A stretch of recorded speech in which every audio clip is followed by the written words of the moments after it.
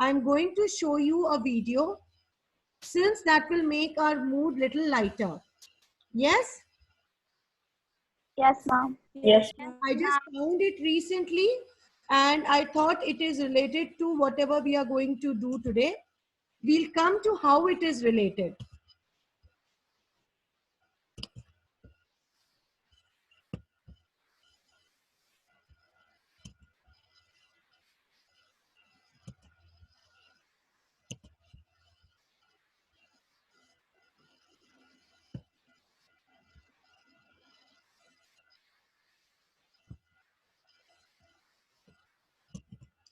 The objective of me playing this video is to know that how parents, in tough situations also try to make a very adaptable atmosphere for their children.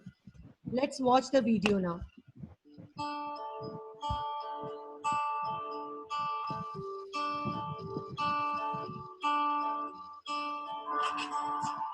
Hello, good evening. Welcome to Mum and Daddy's restaurant. Have you got a table booked this evening? Yes. What's the name? McCoy. Just check. There we go. Evan and Lucas? Yes. Table for two? Yes. If you'd just like to follow me to your table. Thank you. We can always go back.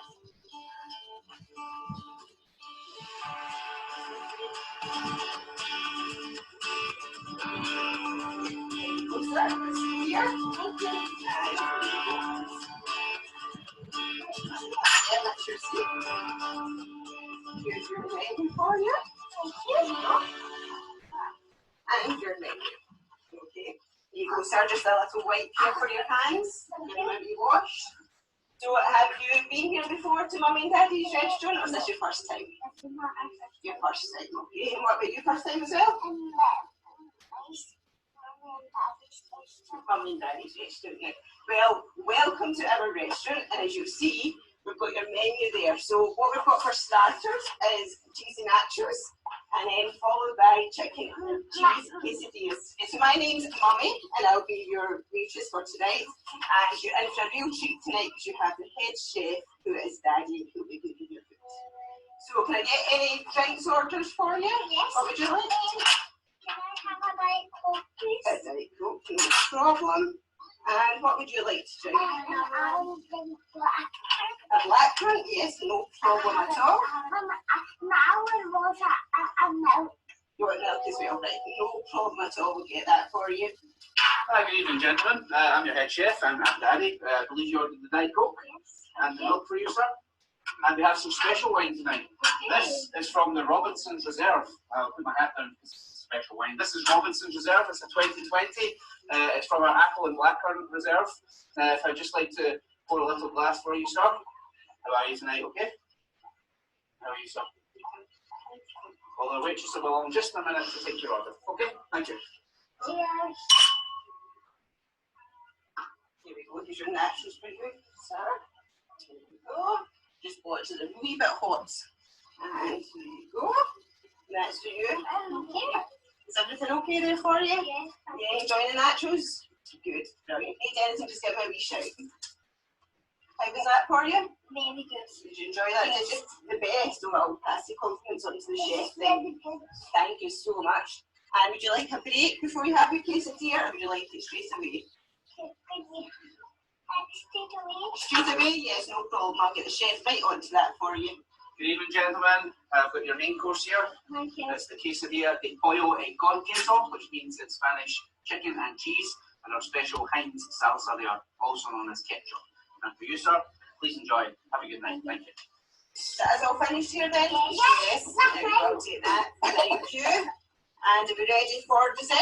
Would you like dessert? Okay, so our choices this evening are vanilla ice cream with toffee sauce, mint chocolate chip ice cream, or a strawberry ice lolly.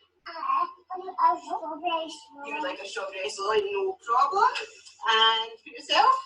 Do you think I could have a wee bit of mint chocolate chip and a wee bit of vanilla you'd like both vanilla ice cream, and I'm sure I'll ask the chef. I don't see that being a problem. I'll get that straight out to you. Yes? Okay, thank you. There, gentlemen, hope you enjoy your meal. Strawberry ice lolly for yourself, sir, and some mint chocolate with vanilla and some sauce. Enjoy. Right.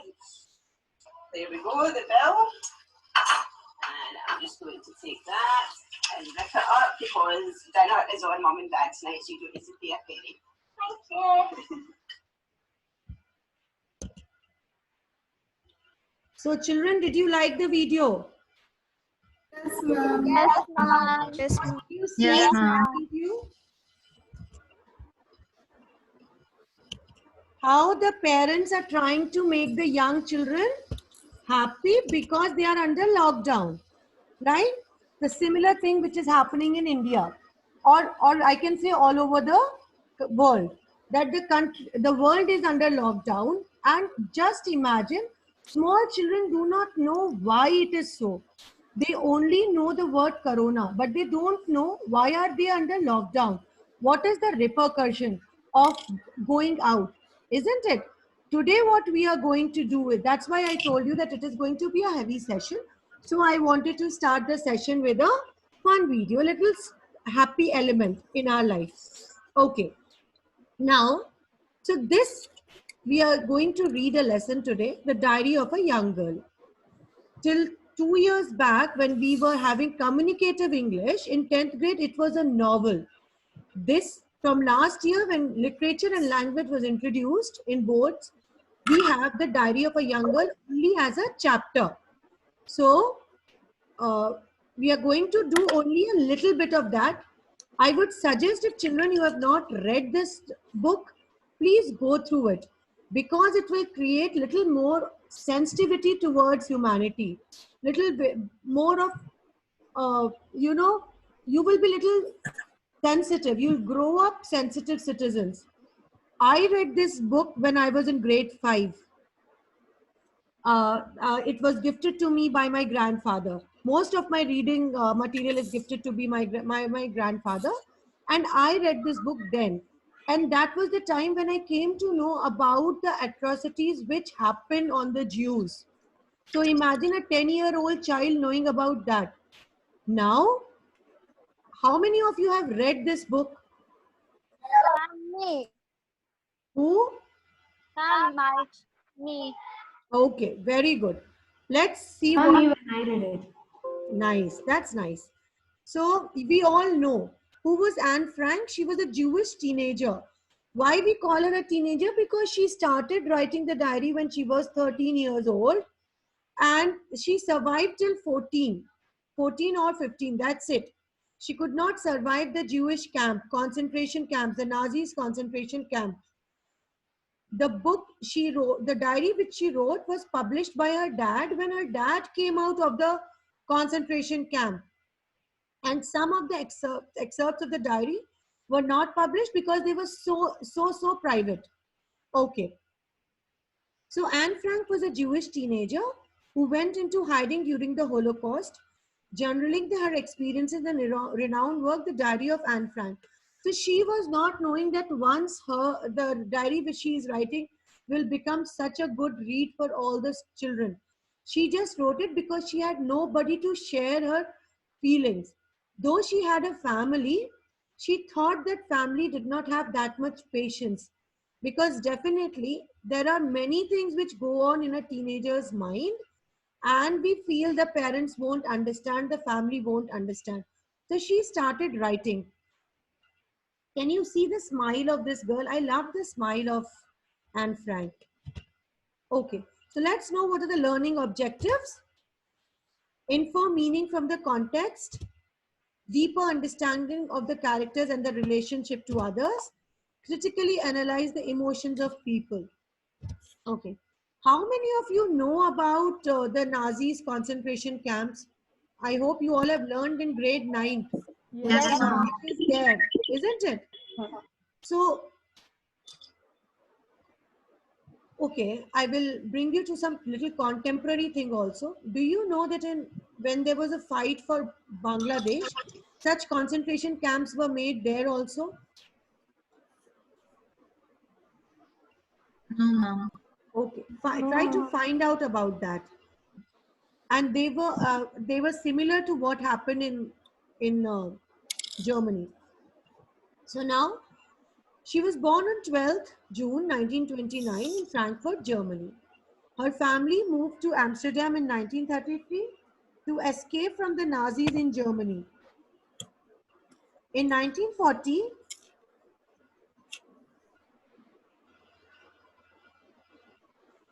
okay. So in 1940, the Germans invaded the Netherlands and Anne's father began to plan for the hiding in the secret annex. What is an annex? Can anybody tell me? Ma'am, a secret place that no one knows. Where is it located?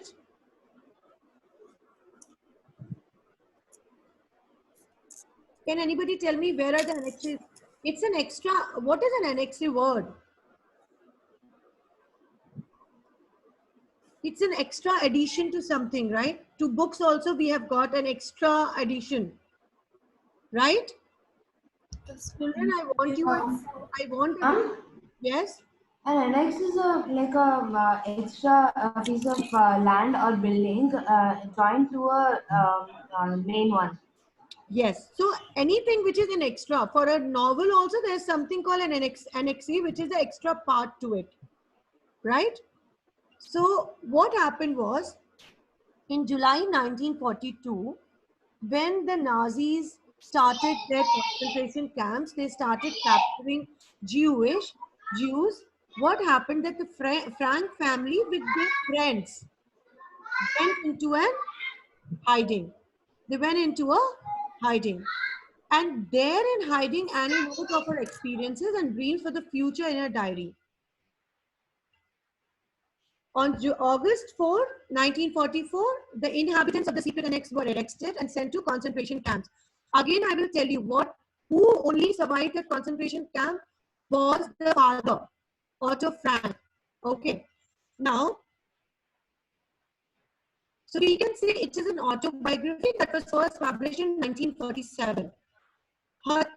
So Anne expresses the thoughts in her diary, which was gifted to her. Ma'am, your voice is breaking. Again, this started.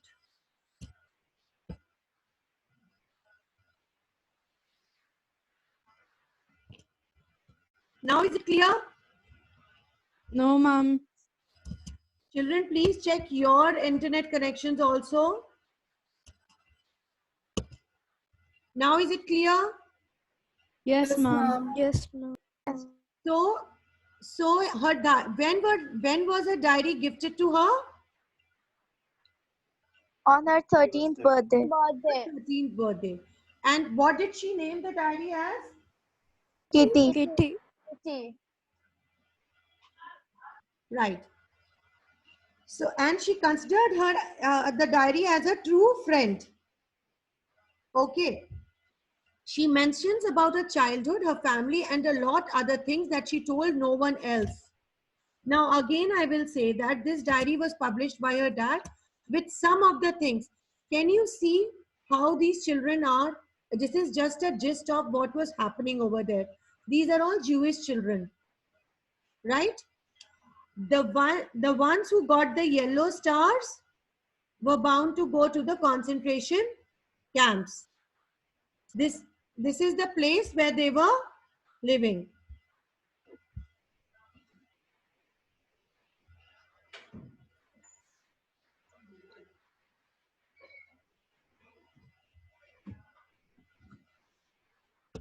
So now let's see what is the explanation of the first part. Yuvika, can you read the first, Yes, ma'am. this slide? This is the first part of your lesson.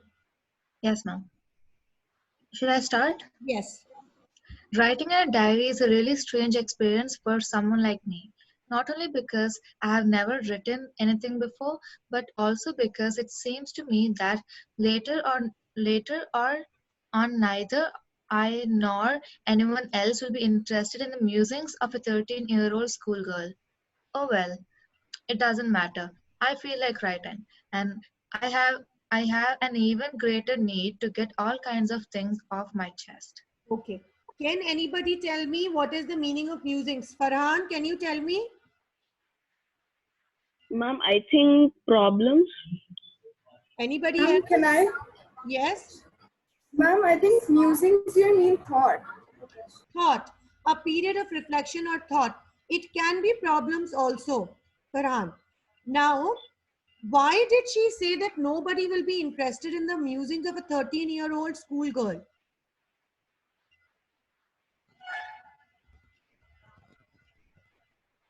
Can anybody give me a reply? Jyotsna? Yes, ma'am. Yes. Why did she say that nobody will be interested in the musings of a 13-year-old schoolgirl? Ma'am, because she considers herself quite ordinary, and people don't. She thinks that people don't care about what she thinks, and she feels left out, I guess. Okay. But do you think that anybody will be interested to read about any common man? No. Say, for example, I start writing a diary. I am not that famous. Will you think that, do you think that anybody will like to read what Meeta Mishra is and what she is doing? Will they be interested in my life? Yeah. Will they be interested, children? Yes or no? No, No, ma'am. ma'am. Please respond when I'm asking. See, children, we will only be interested in celebrities. And Anne Frank was not a celebrity. She was just a normal teenager. So she thought that nobody will be interested. Having said that, when her book was published, we all have grown up reading her experiences. Next, Farhan, read. Paper has more patience than people. I thought of this saying on one of those days when I was feeling a little depressed and was sitting at home with my chin in my hands, bored and listless, wondering whether to stay in or go out. I finally stayed where I was, brooding. Yes, paper does have more patience, and since I'm not planning to let anyone else read this stiff back notebook grandly referred to as a diary, unless I should ever find a real friend, it probably would make a bit of difference. Now I am back to the point that prompted me to keep a diary in the first place. I don't have a friend. Yes. Now, see, I have marked some words. Listless with no energy or interest. Brooding. How many of us have a habit to brood when our things are not fulfilled? We are sad, we are depressed, we sulk, we whine, all those things. You know, something that makes us sad or angry or worried. So that is brooding. Now, when she says, okay, Maisha, can you answer? Paper has more patience than people. Why did she say so? Okay, ma'am, just because whenever you write in paper, there is no limit. You can write anything you want. But when you speak with people and they might not agree on something, they might even scold you for that. Huh. Dishita, is there any other thought for about this sentence? Ma'am, I think what Anne Frank is trying to say is that she doesn't really have any friends. Even if she wouldn't like to share these experiences with them because they might just maybe tell her parents, or maybe they may scold her. Yes. So paper just listens to what she. Yeah, because paper doesn't answer you back. Paper doesn't question you. Paper doesn't judge you. Whenever we write a diary, there is no judgment. I am not. It's a breach of personal space if we read somebody's diary. So when we just pour our heart out in the diary, and it can be as informal as we are, right? So who better than a paper to bring a thought, right? There's no limit to it. Okay. Varda, Varda will read the next slide. Can you see Anne Frank and the family? Anne Frank, her mother, her elder sister, father, and then I have taken this one small expert with the picture, which says, writing in a diary is a really strange experience for someone like me, not only because I have never written, but also because it seems to me that later on nobody will be interested. So this was the Jewish quarter where they all were living together. And this is how they were all caught up. This picture will create little sensitivity in our minds. See how they have been taken away. This was a room where she was living. Can you imagine living in an attic? Such a small place, right? That's why she says, I live in a crazy time. Varda, please read this next thing. Yes, ma'am. Okay. Let me put it clearly, since no one will believe me that a 13-year-old girl is completely alone in the world. And I'm not. I have loving parents and a 16-year-old sister, and there are about 30 people I can call friends. I have a family, loving aunts, and a good home.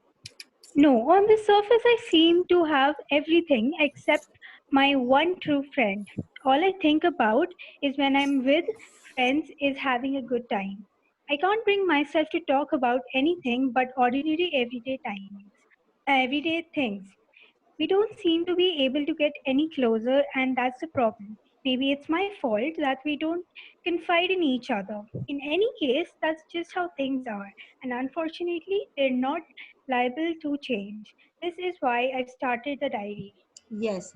So see, it is how beautifully she is saying that it is already, it is mostly impossible for any adult to understand the fact that a 13-year-old girl is completely alone in the world, because for the outer world they say that you have a loving family, you have a house, you have parents, you have a 16-year-old sister, there are so many people in your house. Why are you finding yourself lonely? Because they don't know that there are things which are not being confided with anyone. Sometimes we ourselves feel, is this feeling, that whatever we are feeling, is this something to be shared? Will anybody make fun of me if I share my things with others? So we don't share things. And then that tends to become lonely. We don't have any confidence. There's a word called confidence. We don't have any confidence. So that's why she started writing the diary. Sarvajit, can you read? Okay. To enhance the image of this long awaited friend in my imagination, I don't want to jot down the facts in this diary the way most people would do. But I want the diary to be my friend. And I'm going to call this friend Kitty. Since no one would understand a word of my stories to Kitty, if I were to plunge right in, I'd better provide a brief sketch of my life, much as I dislike doing so. Yes. Next, who will read? Shivani, will you read? Yes, ma'am. Yes. My father, the most adorable father I've ever seen, didn't marry my mother until she was 36 and she was 25. My sister, Margot, was born in Frankfurt in Germany in 1926. I was born on 12 June 1929. I lived in Frankfurt until I was 4. My father emigrated to Holland in 1933. My mother, Edith Hollander Frank, went with him to Holland in September, while Margot and I were sent to Aachen to stay with our grandmother. Margot went to Holland in December, and I followed in February when I was plunked down on the table as a birthday present for Margot. Right. So see, this is just a gist of what she wanted to write. As I'm saying, the entire diary, there's only a small part of it. So they have not given in detail. So if you by chance get a chance to read the diary, please do go ahead with it. Okay. So she has given a small this thing. They were first in Germany and then they shifted to Holland, and from there they again came to they went to Holland in December, followed in February. Okay. Next, Vivek, read.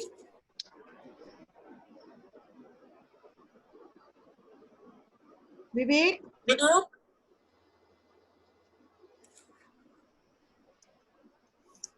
Is Vivek there? Yes, read.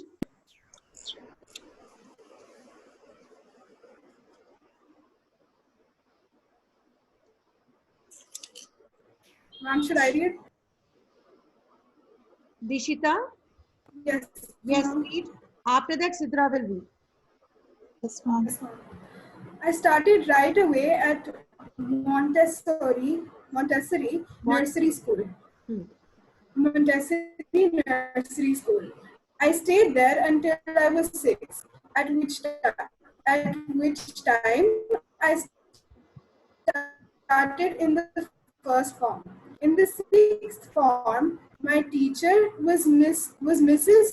Kaparis, the headmistress. At the end of the year, we said a heartbreaking farewell. In the summer of 1941, Grandma fell ill and had to have an operation, so my birthday passed with a little celebration. Grandma died in January 1942. No one knows how often I think of her and still love her. This birthday celebration in 1942 was intended to make up for the other, and Grandma's candle was lit along with the rest. The four of us are still doing well, and that brings me to the present date of 20th June 1942 and the solemn dedication. Right. So this is self-explanatory. Let's go to the next slide. Sidra, read. Yes, ma'am. Dearest Kitty, Saturday. Our entire class is quacking in its boots. The reason, of course, is the forthcoming meeting in which the teachers decide who'll move up to the next form and who'll be kept back. Half the class is making bets. GN and I laugh ourselves silly at the two boys behind us, CN and Jacques, who have staked their entire holiday savings on their bet. From morning to night, it's you're going to pass. No, I'm not. Yes, you are. No, I am not. Even G's pleading glances and my angry outbursts can't calm them down. If you ask me, there are so many dummies that about a quarter of the class should be kept back. But teachers are the most unpredictable creatures on earth. Yes. But Sidra, wait. So what is she saying now? She's giving, on this day, she's giving the feeling of the school. The quaking in its boots means they are all walking, talking, meeting, and there's a meeting about the who will be kept back, about the results. So nobody is worried about anything, but she is worried about some subject because she feels the teachers are the most unpredictable creatures on earth.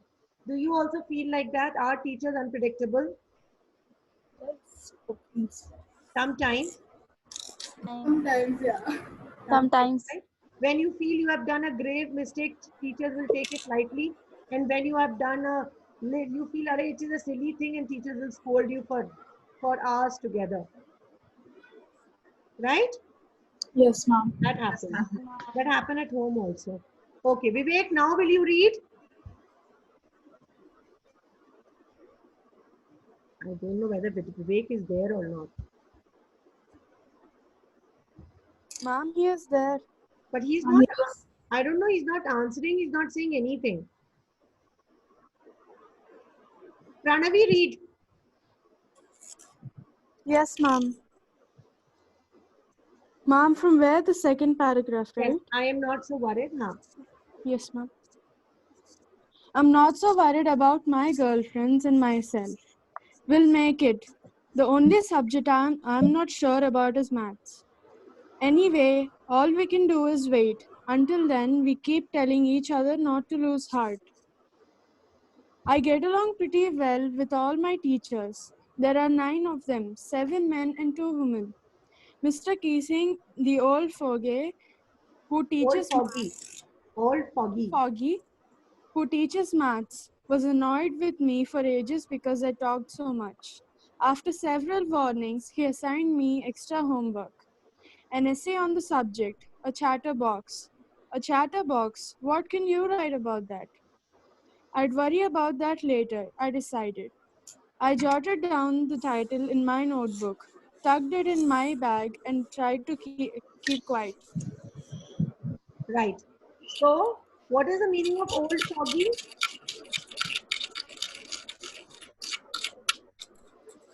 Can anybody tell me? Mom, Yes. does it mean boring?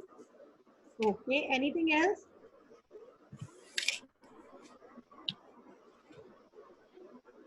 Old fashioned? Yes, old fashioned. What is a chatterbox? Ma'am, the person who The always person who talks. keeps not stop talking. A person talks. 10th grade is a chatterbox. Who talks a lot? Is it? Yes, ma'am. Yes, ma'am. Better they gave me this answer. Otherwise, they'll keep quiet. Except Yuvika, everybody, and Shivani. Everybody talks a lot. Okay. What's the meaning of jotted? Writing down. Noted down. Note to write down. Yes, very nice. Okay. So, who will read? Darmin, are you there? Yes, Read. ma'am. Read. Yeah.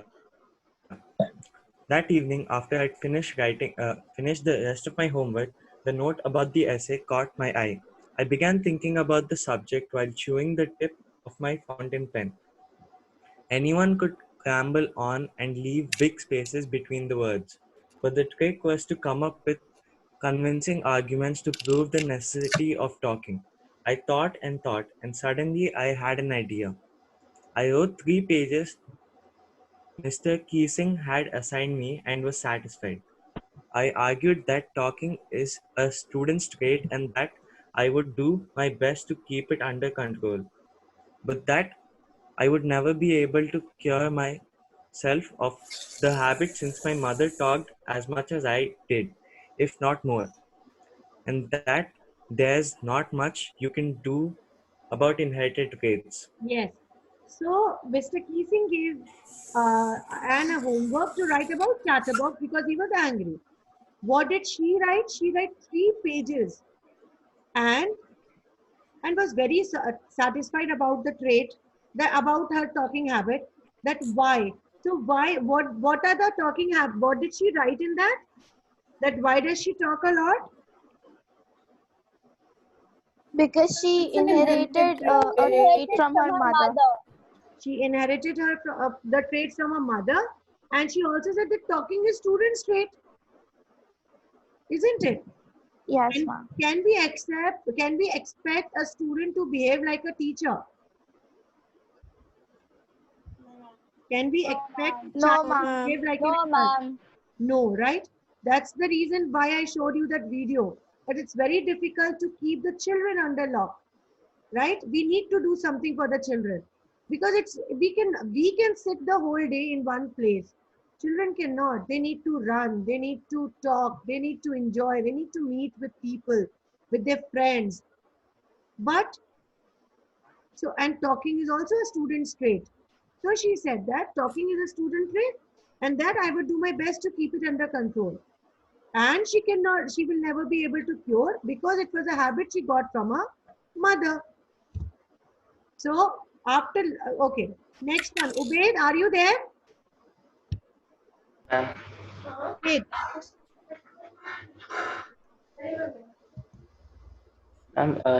The Mr. Okay, wait. Huh? Yes. Ubaid, read. Mr. Keesing had a good laugh. Yeah, one second, one second. Mr. Keesing had a good laugh at my arguments, but when I proceeded to talk my way through this next lesson, he assigned me a second essay. This time it was supposed to be on an incorrigible chatterbox. I handed it in, and Mr. Keesing had nothing to complain about 2 whole lessons. However, during third lesson, he'd finally had enough, and Frank, as punishment for taking in class, write an essay entitled "Quack, Quack, Quack," said Mr. Chatterbox. Yes. So he had a good laugh, but he was after all a teacher.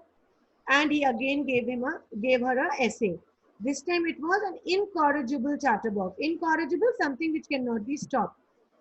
So again she wrote the essay and she gave. Now he did not have anything to complain for 2 whole lessons.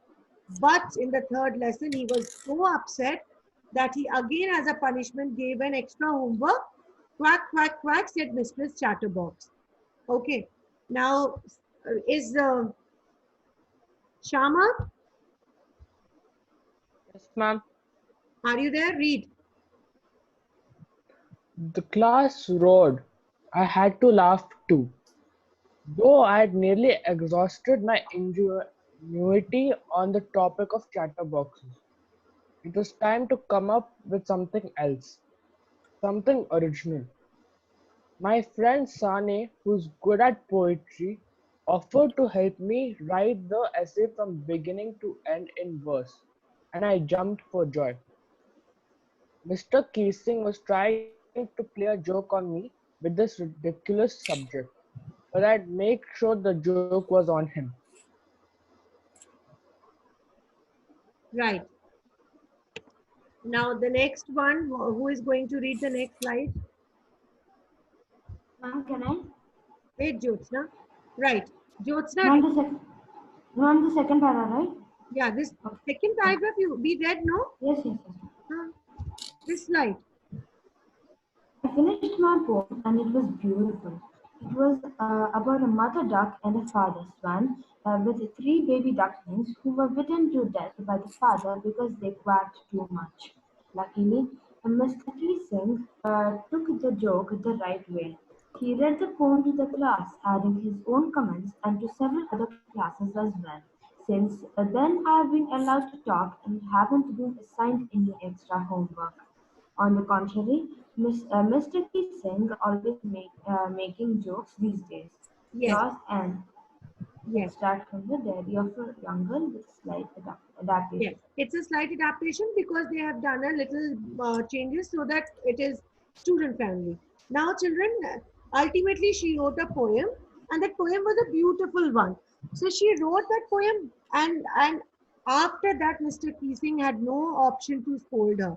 He was not at all angry. What did you learn from this? When she wrote that homework again and again, what did you all learn from this?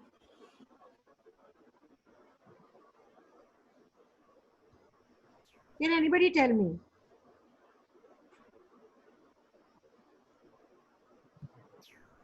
Ma'am, here she stood up for herself. She never gave up.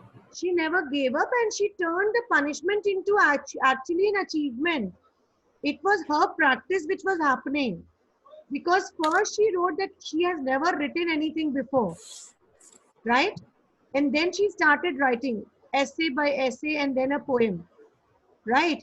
So she turned her punishment into a successful success. That's how her punishment, and in that positive way, she could also mold Mr. Keesing. Can you see this? It's a wonder I haven't abandoned all my ideas. They seem so absurd and impractical. Yet I cling to them because I still believe, in spite of everything, that people are truly good at heart. This she wrote when she was in the concentration camp, that she did not leave all her ideals. At that moment, it was all impractical. But she truly believed that there are good people at heart. Children, when I was teaching Nelson Mandela, that chapter also the same thing happened. That there is a ray of hope in everyone. Right? Can you see the similarity between all the people who were oppressed, that they always survived because they had that hope that there are good people around. That world is not that bad. Right? So please take this point home, that no matter what situations are, there will be always a hope, there will always be good people around. We should always believe in goodness, no matter how badly we are treated. That's what this girl has also said. Okay, let's have a quiz now. What name does Anne gives to a diary? Kitty. Kitty. Right. On which birthday did Anne get a diary? 13th birthday. 13th birthday. Okay. Who was Anne's sister? Margot. And who was Edith? Her mother. Her mother. Okay. So why did Mr. Keesing punish Anne? She was talkative. Because she was talking. Who was Mr. Keesing? Math teacher. Math teacher. Which subject was she scared about? Maths. Math. Got it? Right. Yes, ma'am. On what topic was Anne asked to write a paragraph? Chatterbox. On Chatterbox. what topic was she again asked to write a paragraph? Incorrigible chatterbox. Okay. On what was the third topic that was given to her, and what did she write? It was quack, quack, quack, and she wrote a poem. Very nice. Very nice. So we come to an end of this session.